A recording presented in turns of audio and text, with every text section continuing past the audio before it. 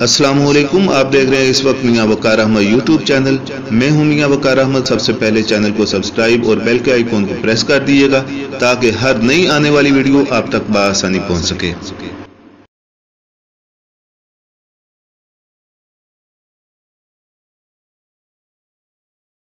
مرزا محمود سرحدی، جن کا اصل نام مرزا عبداللطیف تھا، وہ مردان میں 1 جنوری 1913 کو پیدا ہوئے اور 1947 میں خالق حقیقی سے جا ملے۔ انہوں نے مقصدیت کے تحت طنزیہ اور مزاحیہ شاعری کی ہے اور زندگی کی ناہمواریوں کو ہدف تنقید بنایا ہے۔ پہلا قطعہ ان کا جو ہے وہ شعر ہے: کل ایک مفکر مجھے کہتا تھا سرے راہ، شاید تیری ملت کا ہے مٹنے کا ارادہ۔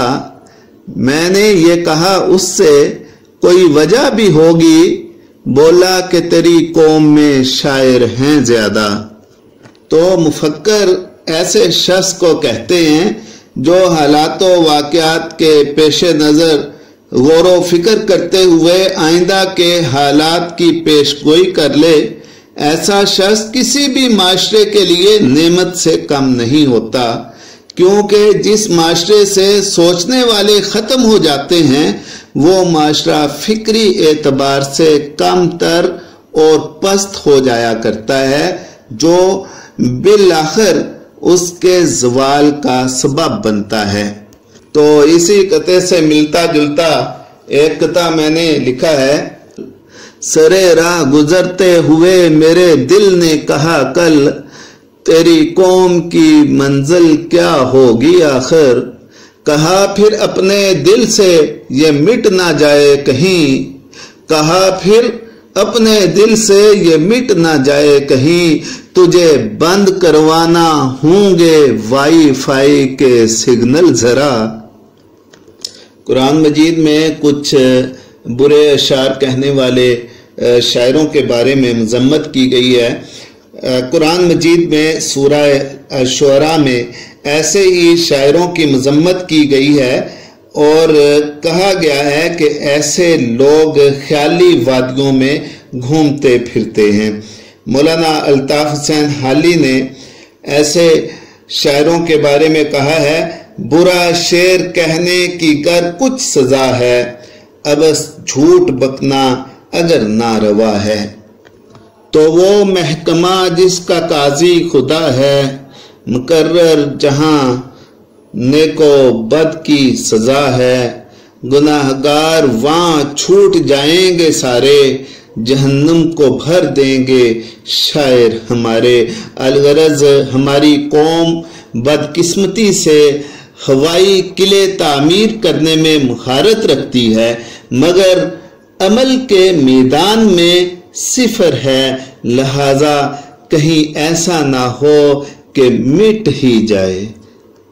اخباری اشتہار کے بارے میں ہے: دفتر میں سیٹ ان کے جو خالی تھی بھر گئی، کل تک تھے چچا آج چچا زاد آ گیا۔ سید ضمیر جعفری نے بھی مزاحیہ انداز میں اس معاشرت روگ کی نشاندہی کی ہے کہ کچھ بھتیجے ہیں چند سالے ہیں، کچھ بھتیجے ہیں چند سالے ہیں، عہدے تقسیم ہونے والے ہیں۔ ڈگریاں لے کے ادی پھرتے ہیں گلیوں گلیوں، لوگ حالات کے مارے نہیں دیکھے جاتے۔ اسی طرح غفلت کے قطعے میں ہے: ہمیں آزادی بھی ملی تو کچھ ایسے ناسک، جیسے کمرے سے کوئی صحن میں پنجرہ رکھ دے۔ کچھ تہذیب کی خرابی کے بارے میں بھی اکبر نے خوب کہا: ہوئے اس قدر مہذب کبھی گھر کا منہ نہ دیکھا، کٹی عمر ہوٹلوں میں مرے ہسپتال جا کر۔ الغرض انگریز نے اپنی تہذیب کی ایسی شراب ہمیں پلائی ہے کہ 100 سال غلامی میں گزارنے کے باوجود ہم اب بھی ہوش میں نہیں آ سکے۔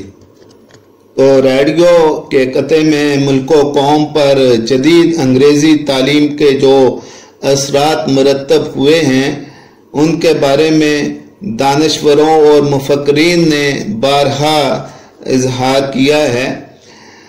تو یوں کیا آئے طفل سے ماں باپ کے اتوار کی، دودھ ڈبے کا ہے اور تعلیم ہے سرکار کی۔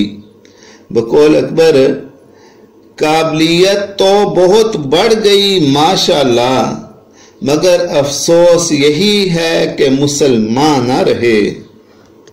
الغرض قرآن مکمل ضابطہ حیات ہے، اور اگر مسلمان اپنے ضابطہ حیات ہی سے غافل رہے تو دین و دنیا میں کامیابی کس طرح حاصل کر سکیں گے۔